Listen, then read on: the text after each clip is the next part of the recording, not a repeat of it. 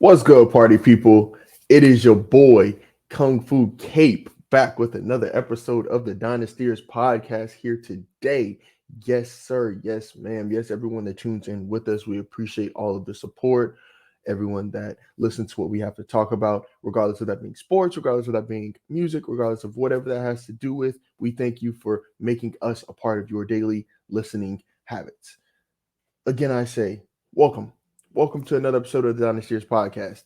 I'm, like you saw at the bottom, your boy Kung Fu Cape.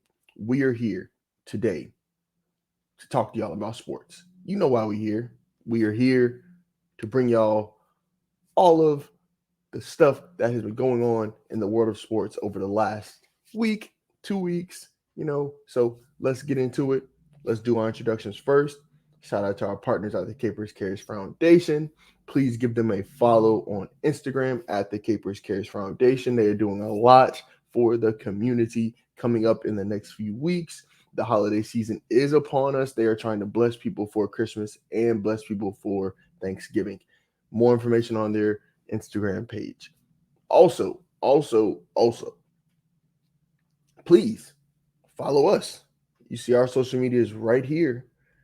The Instagram page at the Dynastyers Podcast, the YouTube channel at the Dynastyers Podcast, and that is the location of all of these episodes. Please tap in, man. Come on. Shout out to the guys. Shout out to Alex. Shout out to Reese. Shout out to Kurt. Shout out to Henry. Them boys grinding. Got to stand in place for them today. Right into the episode, man. Right into the episode. I'm not going to keep y'all waiting too long. We're going to start off where I want to start off today. San Francisco 49ers. The world is falling. The sky is crumbling. They lost three straight week 8. Three straight. Their third straight loss. The San Francisco 49ers are not looking like the world beater team that we thought they were a few weeks ago. And it's surprising. I know they lost to a quality opponent in the Cincinnati Bengals. Joe Burrow is finally getting back to looking like himself. 28 of 32 for Joe Burrow, 283 yards passing, 3 touchdowns, another 43 yards on the ground. Joe Burrow was looking like Lamar Jackson against the San Francisco 49ers in week 8. Brock Purdy's really starting to show the limitations he has as a quarterback in this offense, even though he's a great game manager, a great point guard in a sense for this team. He struggles, man. When they're down, when they can't just pin their ears back and blitz as a defense, and they can't run the ball, they can't play action, they have to get into situations where they have to throw the ball. He sometimes struggles. 22 of 31, 365 passing yards on the surface. Looks like a pretty solid game. 1 touchdown pass, 2 picks. He was sacked twice, also lost a fumble. He's starting to have limitations, man. I said this, and we're going to get into this a little later in the show with our trade deadline recap. I thought San Fran could have done them some justice getting maybe another running back that they trusted, maybe getting another offensive weapon that they trusted, another receiver with Kittle being oftentimes hurt, with McCaffrey currently being injured, with Devo being oftentimes hurt. They could have used another weapon on offense. I know Brandon Ayuk is there. Brandon Ayuk is having a great season, tremendous season, but they could have used another potential weapon. Never have heard a team say they have too many weapons. I guarantee Miami doesn't think they have too many weapons. So I feel like San Fran could have used another guy just to kind of take some of the pressure off of McCaffrey and Debo when he comes back. I feel like that could have really been beneficial for them. But we're starting to see the limitations on Brock Purdy now. They need to get back healthy. Trent Williams has been injured, like I mentioned. Debo, McCaffrey's playing through his. They have to get back to 100%, man, if they're going to want to challenge Philadelphia in the NFC. So moving on to the next topic. And this is the topic that I couldn't wait to talk about. We should have led the show off with this one, but I wanted to, talk about someone else other than my New York Jets. But now it's time. My New York Jets. 13-10 victory over the New York Giants. They win the Battle of New York. Man, oh man, oh man.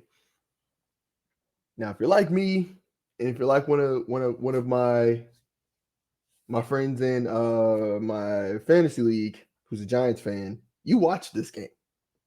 It wasn't very very good football for a lot of that game. I do want to say that I do appreciate the a slight, even if it's minuscule, but I do appreciate Zach Wilson's slight growth. That just shows and proves that not everybody's built to start week one, and that's okay. Not everybody's built to start as a rookie. Some guys need seasoning, some guys need that veteran, that elite quarterback in front of them to just sit back and watch how they do it, and they'll be able to learn a lot better. Zach Wilson has benefited from having Aaron Rodgers in his corner. I don't care what anyone says. During the last drive prior to overtime, it was a play where Zach Wilson pulled a Aaron Rodgers, believe it or not. Zach Wilson pulled a Aaron Rodgers. He was able to snap one of the Giants defenders offside, threw a 40-yard bomb down the field and completed it. An offside shot, that's an Aaron Rodgers special. Like, I'm glad. I'm glad to see that he's taking steps in the right direction. No matter how small the step might be, one small step for Jets. I don't even know the whole line. One small step for man, something for mankind. One small step for Zach is a huge leap for the Jets kind. We need him to be good. We need him to be good. We still don't know if Aaron's going to even be able to play next year. I know they're saying he's going to come back, try to come back this season. And in fact, with Achilles injuries being a thing, Kirk Cousins just hurt his, and they said he'll be back in 6 to 8 months. So who truly knows the time frame for an Achilles tear now? I remember it used to be 2 years, but hopefully Aaron can be back. We have a shot at the playoffs. He's able to come in and play well. But at that point, would we even bench Zach Wilson if Zach Wilson's playing well? I don't know.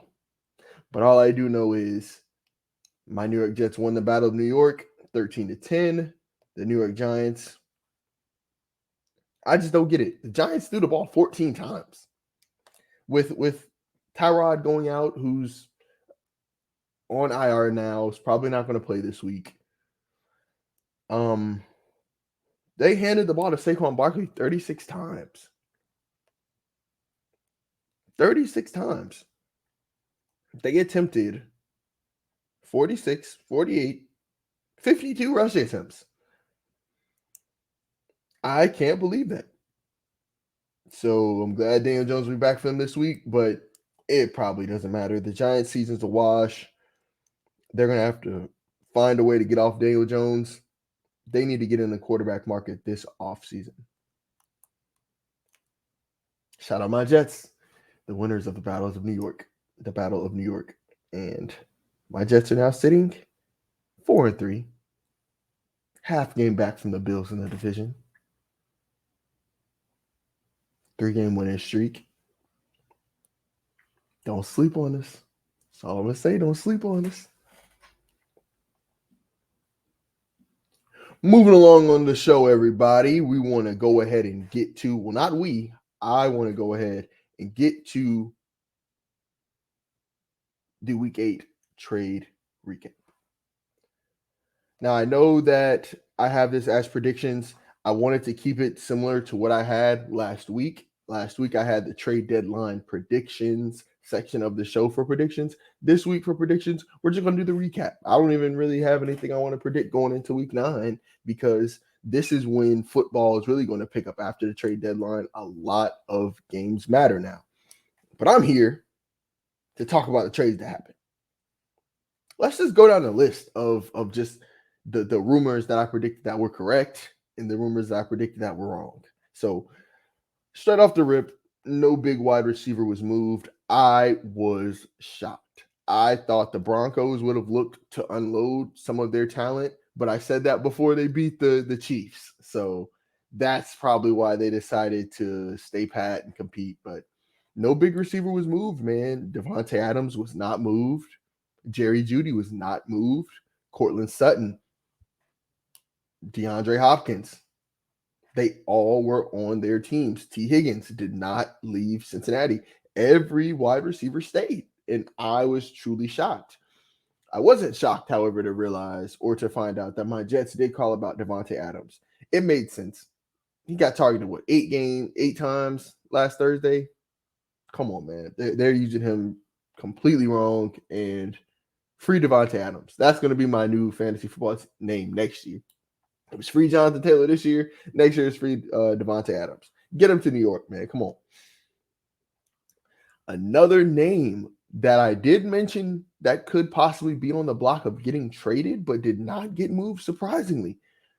Edge rusher Brian Burns. Chicago called about him. San Fran called about him. Baltimore called about him. A lot of teams called about Brian Burns to see his value at the deadline. Carolina, however, was not willing to move him. And that was something I got wrong. I was shocked. I truly, truly, truly thought he was going to get moved. A move that I did, however, like, that I want to say, the Minnesota Vikings going out to get a quarterback. With Kirk Cousins tearing his Achilles, being out the next 6 to 9 months, which what I mentioned earlier on in the show, they needed a quarterback. They went out, and with Arizona's current quarterback situation, Kyler Murray coming back in the next week or two from his ACL surgery last year, and his ACL tear from last year, surgery, recovery, coming back, he's looking to play this season. Josh Dobbs was expendable. They have a rookie quarterback, I believe his name is Clayton Tune. I remember him from college. If I'm not mistaken, Clayton Tune played at Tulsa in college, but don't quote me on that.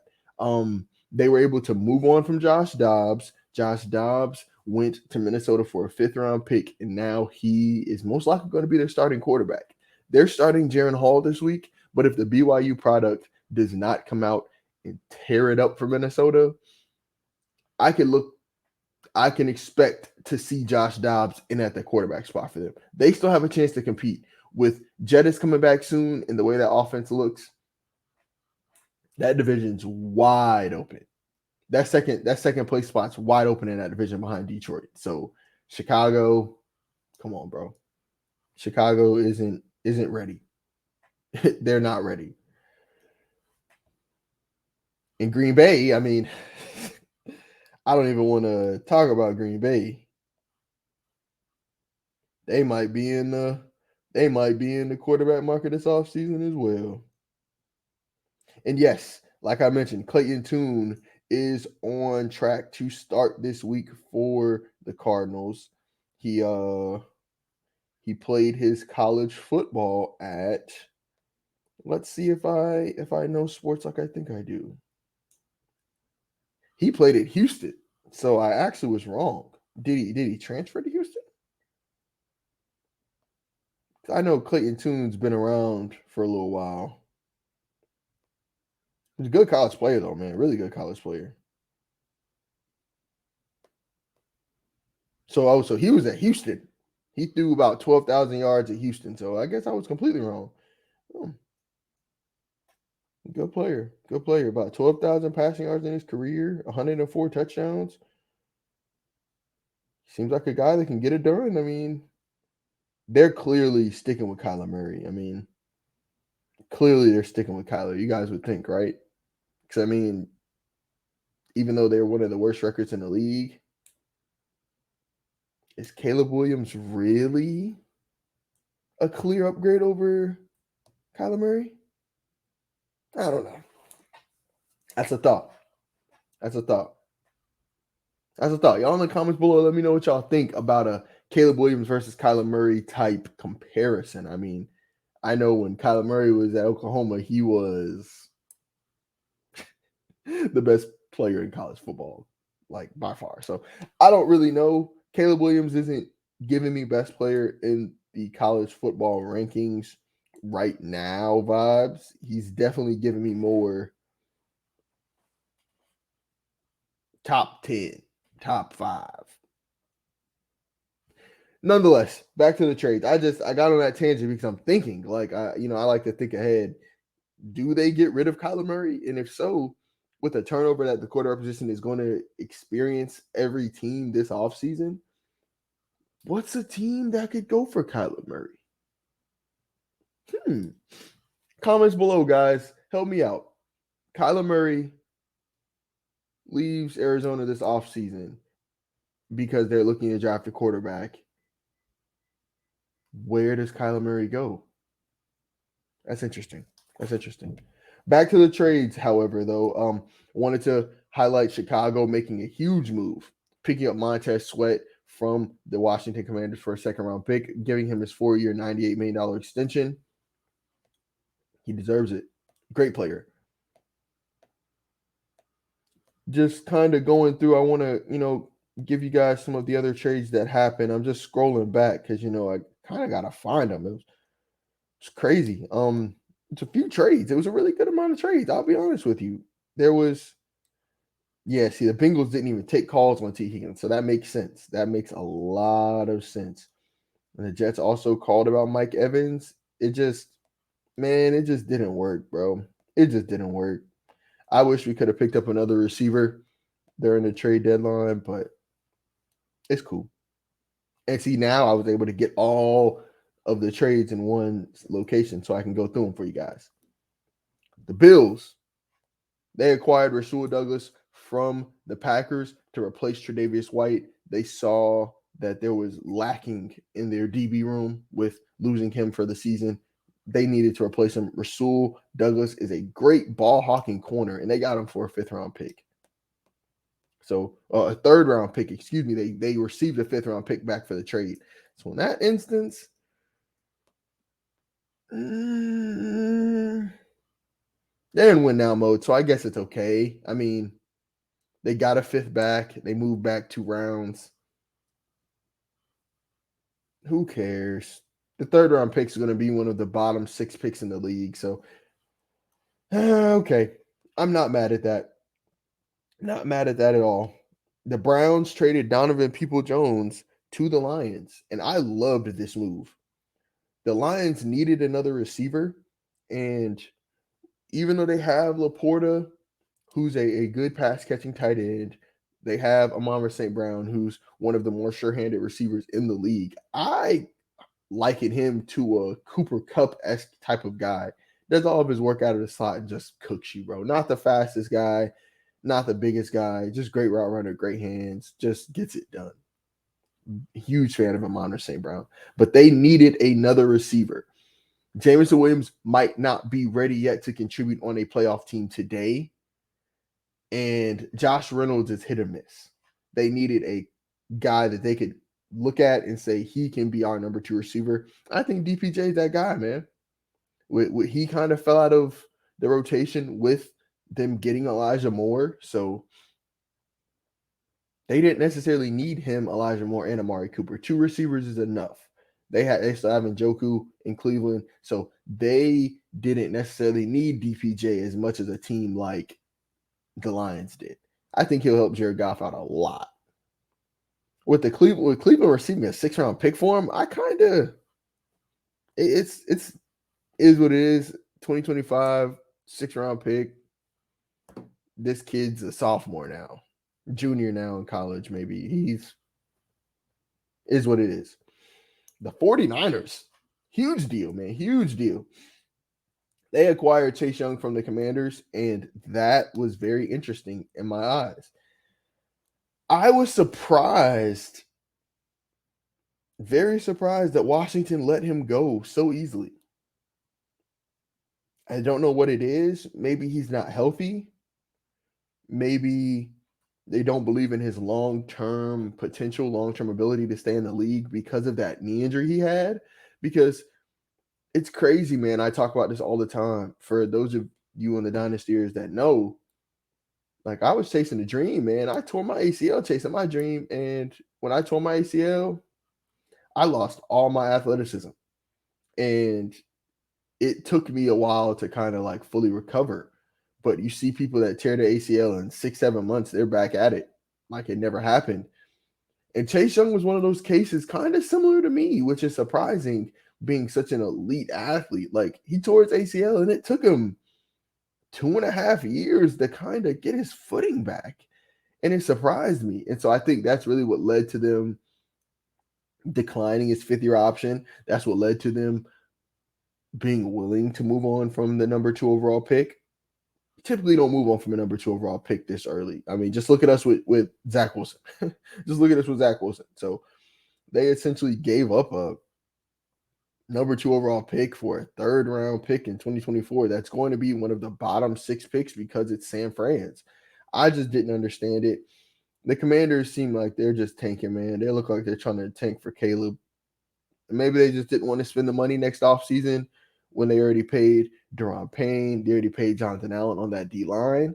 So that makes sense to me. But I feel like you should keep the edge guys over the interior guys unless your interior guy is a Quentin Williams or Aaron Donald or Chris Jones. I guess you can say Jonathan Allen's in that next tier, maybe. He's a Pro Bowl player. I still would have kept Montez and Chase Young though, because I like edge guys a little more than the interior guys. Interior guys, you can get production from different ways, different perspectives, but I don't know. It'll be interesting to hear what you guys think. Let me know if I'm tripping again, because I very well could be tripping. Jonathan Allen could be on that Aaron Donald level. Let me know. Vikings make another move, man. They send Ezra Cleveland, guard, to the Jacksonville Jaguars for a 6th round pick. I always thought Ezra Cleveland, he was a 1st round pick when they took him. I always thought he was solid. Now, maybe it's because he's injured. He was injured. He's dealing with a foot issue that they were willing to move on from him. But I was kind of surprised. I was kind of surprised to see them this willing to move on from Ezra Cleveland. I thought he was a good player. You don't use a 1st round pick on somebody and just, so I don't know, a 6th round pick. I don't have too many feelings about this from Minnesota's perspective. For Jacksonville, they get a starting caliber guard, and they're trying to build that O-line up. Ezra Cleveland, when he's healthy, he will play.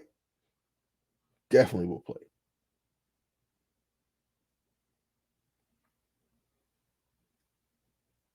Montez Sweat deal. I already mentioned that. I already mentioned the deal for Josh Dobbs. Crazy thing is Arizona only got a 6th round pick for Josh Dobbs. That's insane.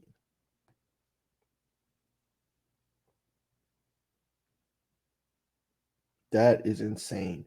Deals that happened prior to the trade deadline that I know I mentioned already, but I just kind of want to highlight here because they technically were a part of the trade deadline. Leonard Williams going to Seattle from the Giants for a 2nd and a 5th round pick. I honestly feel like the Giants swindled them. There's no way. Let's just talk about this. Leonard Williams went for a 2nd this year and a 5th in 2025, or a 2nd in the next year's draft and a 5th in 2025. And Chase Young goes for only a 3rd. Montez Sweat only goes for a 2nd. The Giants fleeced Seattle. And like I mentioned, Kevin Byard from the Titans to the Eagles now. Great trade for the Eagles, man. Great trade. They shored up the back end of their defense, which is what they needed to do. And yeah, Philly's looking scary. So this kind of segues perfect into my winners of the week. I want to go with my winners of the trade deadline week. My winners of the trade deadline week. I want to say, first and foremost, a winner is Montez Sweat. I know you went from Washington to Chicago. City-wise, it might not be the greatest in terms of going from cold to warm, in terms of going from snow to sun, but you got $100 million, bro. $72 million guaranteed. You good. You are good. You are the edge rusher for Chicago. You are the guy. It's not going to be a lot of pressure on you because that team is not expected to win now. You're essentially making a lateral move in terms of expectations. So you win. You're a winner. You got paid, bro. Congratulations. You got your bread.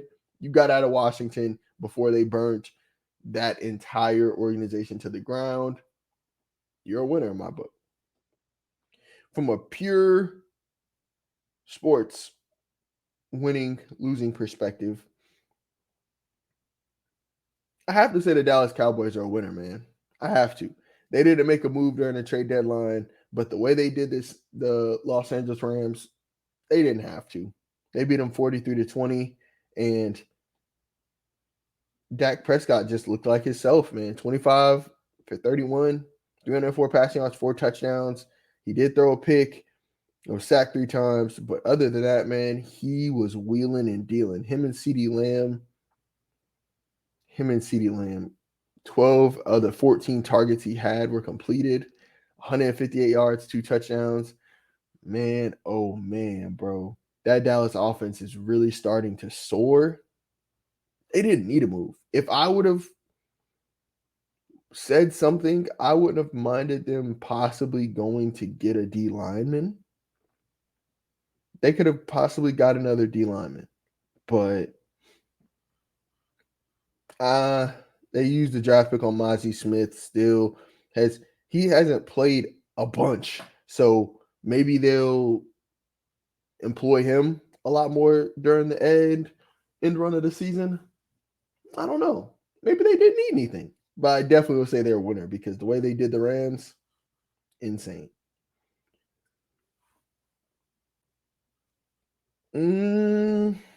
Last but not least, because I don't want to pick my Jets. You know what? I've been very critical of them. I have to consider them a winner. The Denver Broncos, Sean Payton, Russell Wilson, you guys are a winner. You guys beat the Kansas City Chiefs for the first time in Mahomes' tenure as a starting quarterback for them. I believe, what was it, 11 straight games he won? 11 straight against the Broncos, and they beat them. That's impressive, man. I mean, I don't know what else you can really say. 11, you beat a team 11 straight times. You have their number. That just is what it is.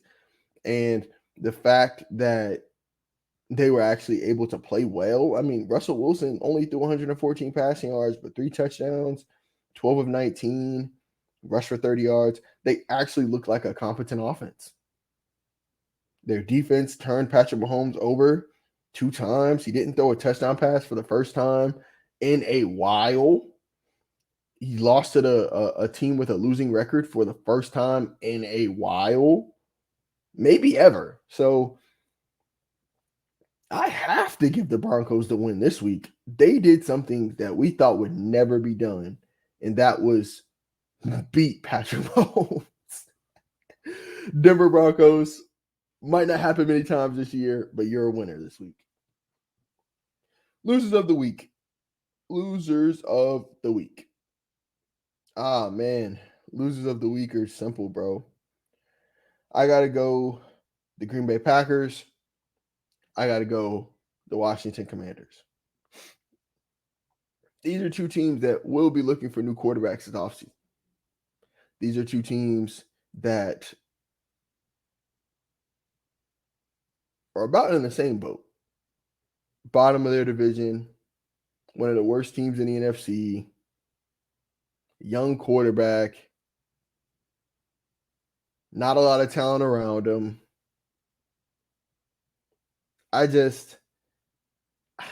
And the difference in the talent is the locations of the talent. If you look at a team like the Commanders, they have a lot of talent at the skill positions. They have a lot of talent on defense. The Packers should have a lot of talent on the O-line. But with their O-line being just so beat up and so hurt, it hasn't came to fruition. I think both of them need to replace their quarterbacks this offseason. Sam Howell's not the guy, even though he's put up pretty good numbers this year. Is that more to do with Bieniemy being his OC, or is that more to do with him as a talent? With Jordan Love, I'm thinking it's his talent because he has flashes, man, but it's just not consistent enough. I would say Sam Howell is more consistent than Jordan Love, and that's saying something. Packers, Commanders, you guys are my losers this week. Another loser, man. Oh, I got to go to the college ranks for this loser. I got to, man. My Oklahoma Sooners, bro. Oh, Kansas, bro. Kansas. You guys want to lose to Kansas? Hope you guys slept well at night after that L, because I didn't as a Sooner fan. Dylan Gabriel's been putting up great numbers, man. I don't know. They gave up 38 points to Kansas. And then this week they lost Oklahoma State. So their college football playoffs are washed. College football playoff hopes, donezo. It is what it is, man. Those are my losers for the week. We're going to the players of this week, man. Excuse me. Felt that hiccup coming. Offensive players of the week.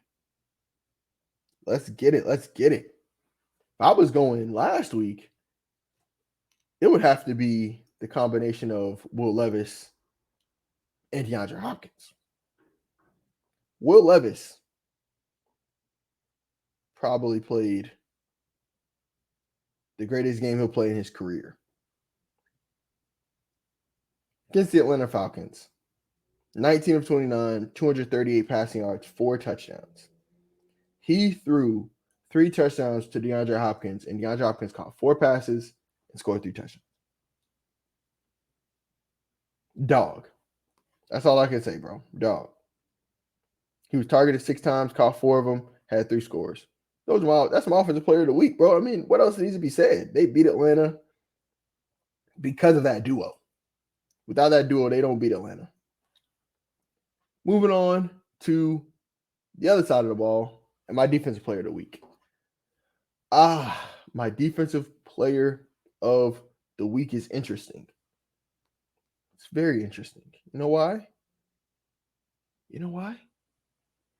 Because I'm giving it to a unit. I'm doubling back to the Denver Broncos, and I'm giving it to their defense as they held Patrick Mahomes to a 59 QBR, 2 interceptions, and less than 250 yards. They didn't have a 50-yard rusher. Travis Kelce didn't catch for 60 yards. Didn't have a touchdown. They dominated the Chiefs defense, the Chiefs offense, excuse me. They dominated them. 3 sacks, bro. 2 picks. That's a great game defensively. Denver Broncos, don't get used to it. Defensive players of the week. Moving right along. You see it. You guys already knew this was coming. This is going to be a original segment on every episode now. Every episode. The NBA is back. Let's get into the NBA. Interesting stories that come out of the NBA over the last week or two. The biggest of them all was James Harden's trade. James Rashad, the Beard Harden, was traded to the Los Angeles Clippers. The Los Angeles Clippers finally,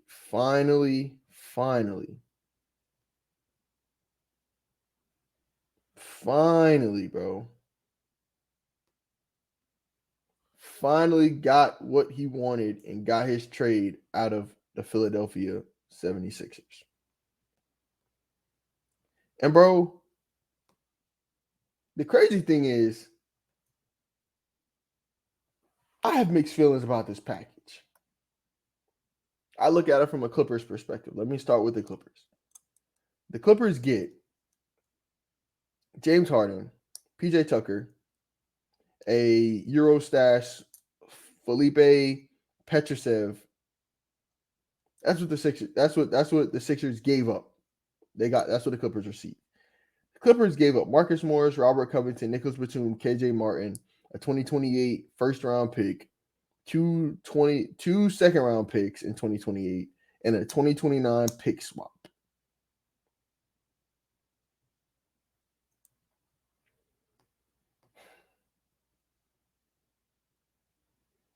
This is how I feel about this trade. I think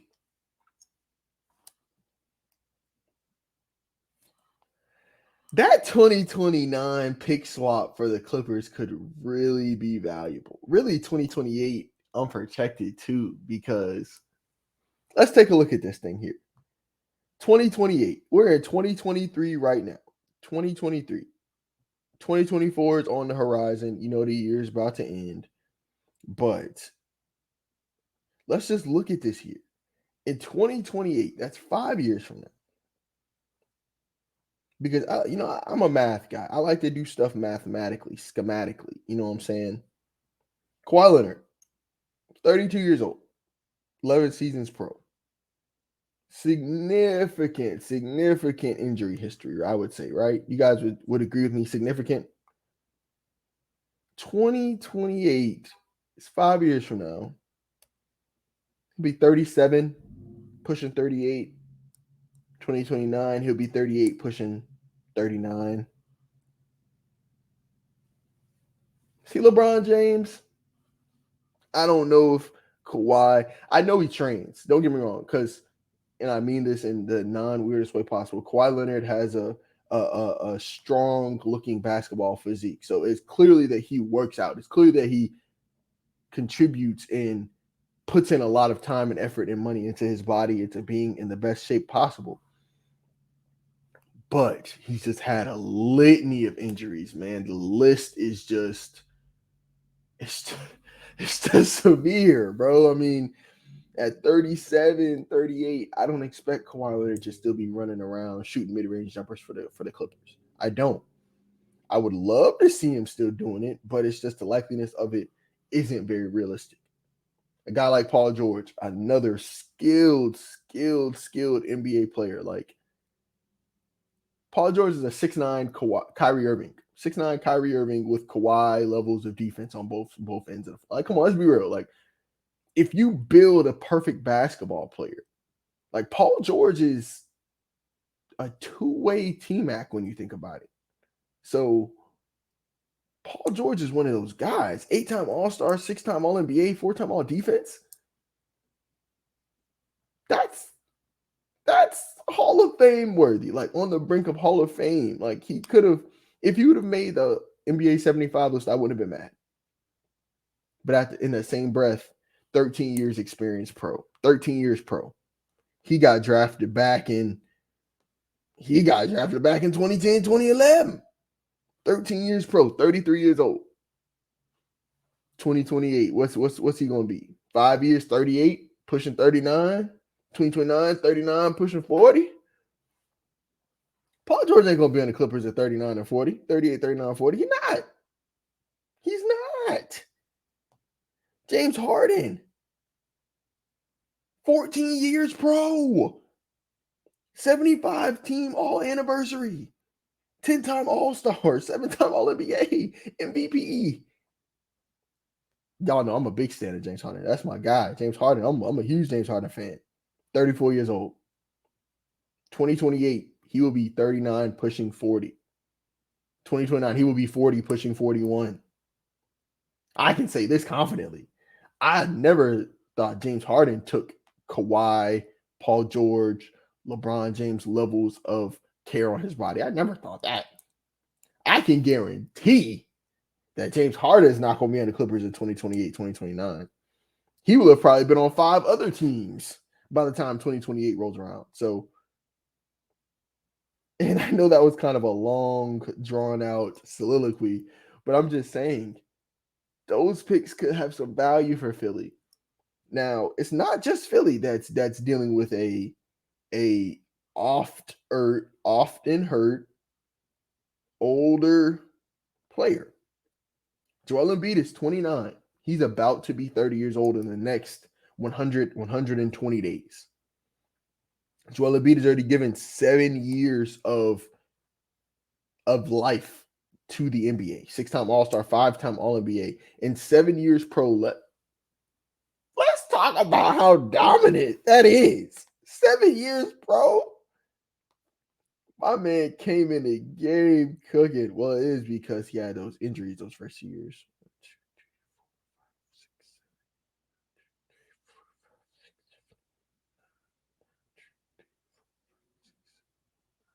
So technically, Embiid's been in the league 10 years. This is year 10 for Embiid, technically, but it's okay. He's only played 7. He was hurt those first years. But anyways, 2028, bro. 2028, he'll be 34, coming up on 35.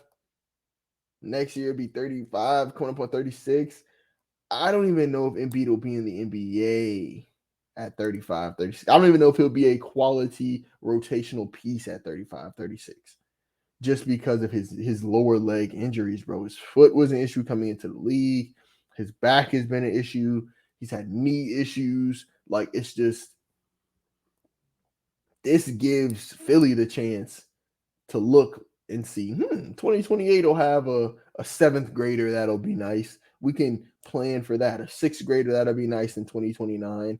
Let's plan to get that guy, to have that guy be the next process. So, like I say, man, this trade they made was amazing. This was an amazing trade. They got depth, Marcus Morris, Robert Covington, Nicholas Batum, KJ Martin, all guys that can play in that rotation. They need wing help. They have wing help.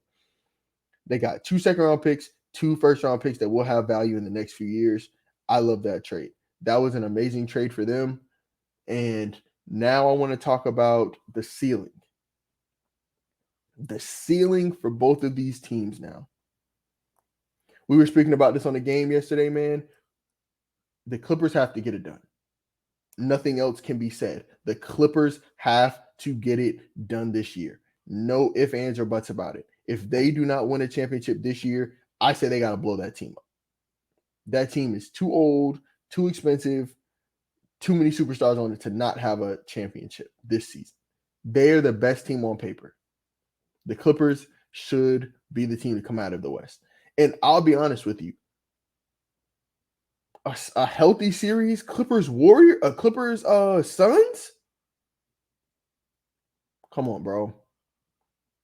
Come on, bro. We were talking about this yesterday on the game. Y'all remember what happened in 2016, 2017 when Kevin Durant played with Golden State? Y'all remember what happened? If it weren't for Zaza Pachulia, y'all was seeing what Kawhi was doing in them boys. I know that was 16, 17, and I was just talking about age, and that was about 6 years ago. 6 years ago, I was an undergrad. But nevertheless, if them boys can get healthy, I want to see that series. Don't get me wrong. I'm not sleeping on Denver, bro. I'm not sleeping on Denver. Jokic is great. But I want to see Suns, Clippers healthy. I want to see that series. That'd be a great series. As far as Philadelphia and their ceiling, this unfortunately, in my opinion, puts them below the Cleveland Cavaliers tier. I see them now as on tier with the Knicks, unfortunately. I wouldn't put them on tier with teams like the Heat or the Cavs just because of the depth. Sixers have a lot of depth, but with a team like Heat, at least the Heat have 2 All-Stars. I mean, are you going to tell me Maxi's going to average 25? If Tyrese Maxey's their All-Star and he averages 25, we will revisit this conversation. But as of right now, I personally don't know what to think about Tyrese Maxey as a number 2 option. I mean, 5 games in, 26, 6-5 is showing that that he's a superstar in the making, but it's only 5 games, bro. His shooting splits are crazy, bro. Oh, man. Listen. Come closer. If Tyrese Maxey keeps up his averages of 26, 6.5, and 5 while shooting 49, 47, and 93 from the line, he will make an All-NBA team. I need you guys to realize that. 26, 7, and 5, 49, 47, 93 shooting splits. That's Steph Curry levels of ascension. I want you guys to realize that. That's eerily similar to that first Steph Curry MVP. Not saying he's gonna win MVP, but I'm just saying, like, if we look at it on the surface, he looking like he trying to become one of the ones. And to make sure I'm not speaking blasphemous, it's right here, bro. His first MVP was the 14-15 season. Steph Curry averaged 23.8, so 24 points, about 7 assists and 4 rebounds. He shot 48 from the field, 44 from 3, and 91 from the line. So he won MVP that year. I'm just saying, bro. Tyrese, if you can keep this up, you will be better than James Harden. Because, man, what? Like, I'm going to be honest with you. Was James Harden doing this year 4? I don't think he was doing this year 4. That's insane, bro. Year 4, yeah, it was about year 4 when James Harden actually did this. It was actually year 4 because 26, 6, and 5. Regardless, like I said, another tangent, bro. I love talking basketball, bro. So another tangent, but regardless, if Tyrese Maxey can keep that up, oh my gosh. Moving on, because I don't want to stick on the Clippers too much. It's not in my team. I'm a Celtic fan. You know, that's my squad. I think the Celtics will win the championship. But if we see the Clippers there, we can drop them off on the way. You know what I'm saying? But this is honestly becoming one of my most favorite players to watch so far. And it's probably not surprising to anybody. I bet everybody's enjoying watching this kid play. Victor Wembanyama. Oh my gosh. Victor Wembanyama is as good as advertised. Again, this was a conversation we were having in my game group chat yesterday. And I just wanted to know, like, what is y'all thoughts on Victor? How do y'all feel about what he's doing? They weren't surprised. They said he was doing the same thing overseas. I didn't expect nothing else. The only difference is he won't averaging 21 and 8 overseas. He won't averaging 21 and 8. But currently in the NBA, in the best league in the world, 20 and 8, 2 blocks, a steal and a half a game. I mean, I don't know what else to say, bro. He's been as good as advertised. Even on these games where the stat lines haven't been gaudy, like for instance, this game against the Clippers, that where they essentially got blown out. I mean, it was a bad game. He only played 26 minutes, but in those 26 minutes, 11 and 5. You felt his impact as soon as he touched the court. Can we talk about the game he had against Kevin Durant in Phoenix? 38 points, 10 rebounds, 2 blocks, and a steal. Can we talk about the game he had against Houston in overtime when he took the game over in overtime? 21 points, 12 rebounds, 3 blocks, 3 steals. I said this when he got drafted, bro, and I'm standing by it. I said this preseason, bro, and I'm standing by this.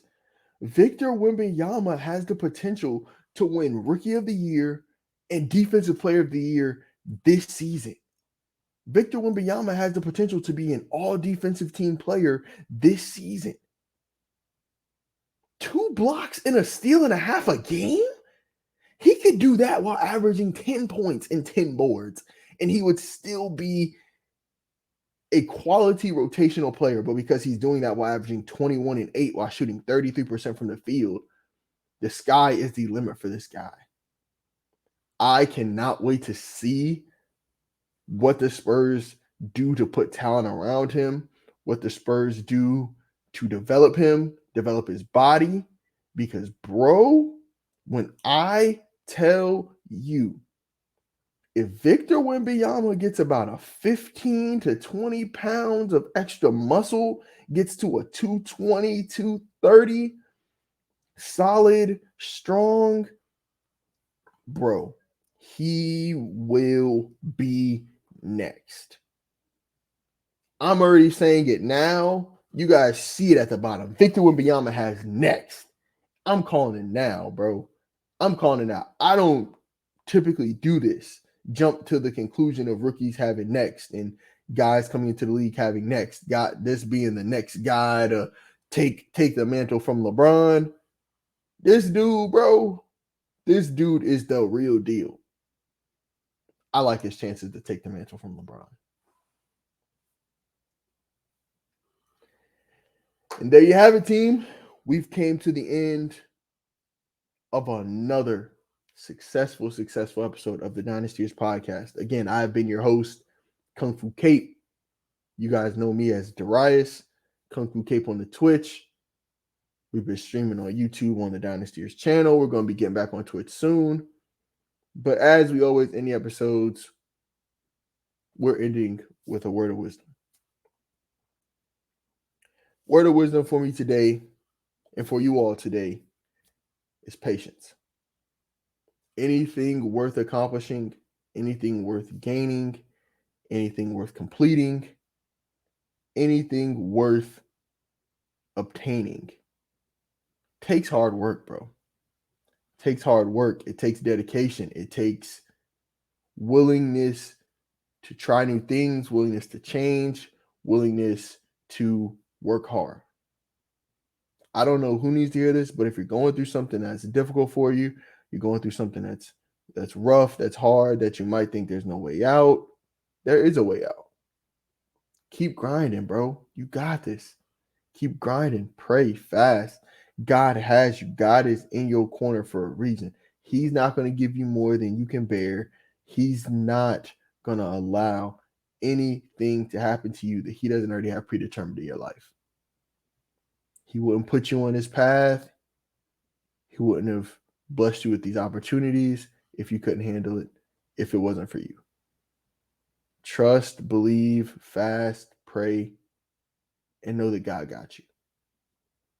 Know that God got you, man. And that's not just for you guys. That's for me too, because it's tough days sometimes. But God got you. He wouldn't give you more than you can handle. And you got this, man. And there we go, man. Another great episode of the Dynastyers podcast. Like I was saying earlier, man. Of course, I am your boy. I am your host, Kung Fu Cape. I got to get used to it, man. It's the opposite ways. But like I said, yes, I'm your host, Kung Fu Cape of the Dynastyers podcast. And I thank you guys for tuning in with me. And I might do something new for y'all today. I ain't gonna lie to you. With this going up on Sunday, it'll go up Sunday before the Frankfurt game. I might honestly want to stream that game for y'all. Like my live reaction of the Chiefs Dolphins. I might do that. So, but yeah, we're gonna go ahead and get this up on the channel, and I want to get your guys' thoughts, man. I want this to be an interactive episode. I asked for a lot of feedback from you guys in this episode, so please do that. As you guys are giving feedback, make sure you hit that subscribe button on our YouTube channel. I see, I almost got myself again. Please sub to the YouTube channel, man, at the Dynastyers podcast. We put a lot of information up there. We put a lot of time, a lot of effort into these videos for you guys. And I just want you guys to just hear us out. Listen, man, tell us what you think. Also, give us a follow on Instagram at the Dynastyers podcast as well. We are going to be putting a lot of information on the Instagram channel for a lot of stuff coming in the future. You do not want to miss it. If you're a J. Cole fan, you don't want to miss it because you got a text message a few weeks ago. You don't want to miss it. You need to follow us on Instagram and sub. If you know what we did last year, you know why I'm saying that. But I ain't going to say too much else on it. But sub, follow, please. Last but not least, you see it at the bottom. Shout out to our partners at the Capers Cares Foundation.